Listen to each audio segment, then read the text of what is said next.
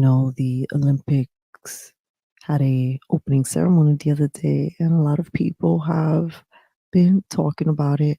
I wanted to share a little something that I wrote on Twitter, and this is me offering my perspective as someone who has served specifically in the music, entertainment, television production aspect. I dedicated more than 10 years of my life, and I really feel like maybe I have a little bit I can contribute.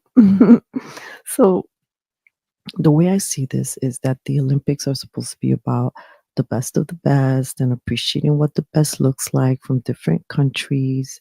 The opening ceremony was not inclusive, it was divisive, filled with in your face programming.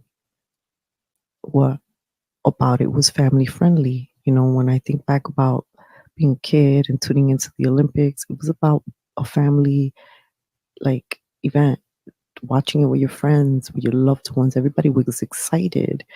That means, for the most part, that what you saw visually was benign, innocent, or celebrating a sport. We're there to celebrate athletes.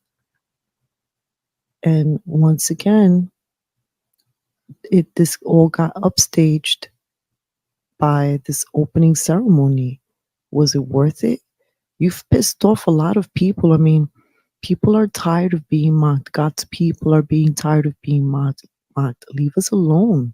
Leave us alone. Um, for the record, I do feel like this was a mocking of God and Christianity, and I would have been cool with another kind of performance, even if the same people that performed something different. I don't understand why children were a part or need to be a part, or for the record, why children and drag queens are even a thing. I don't get that. I don't get that. We need to really explore that. That's a slightly different conversation. Why can't we celebrate in more wholesome ways? That's my main question here. If anyone really believes this aspect of the opening ceremony was not programming, you're mistaken. More than that, it was a symbolic attack on God's people. Remember, entertainment is to entrap you. The more you see something, the more we are conditioned to accept it. And sometimes we don't realize that when we're looking and watching, we're entrained, we're wrapped up in something that we're watching, that we're experiencing with our eyes, we're feeling the music. We may not be really thinking. Temporarily, our minds are hijacked. So, yeah, I do definitely see this as something that's yet another attack on God's people. This entertainment approach is not working. Folks are tired, very tired. Everywhere you tune in, you can't even just appreciate and dumb down and just try to enjoy something without there being almost like a woke messaging associated or penetrating the screen, or somebody who is really not qualified to be sharing politics, talking to you about politics. It's just too exhausting already. Luckily, there are many options where you can tune away from this and tune up to a higher frequency where love is a part of it.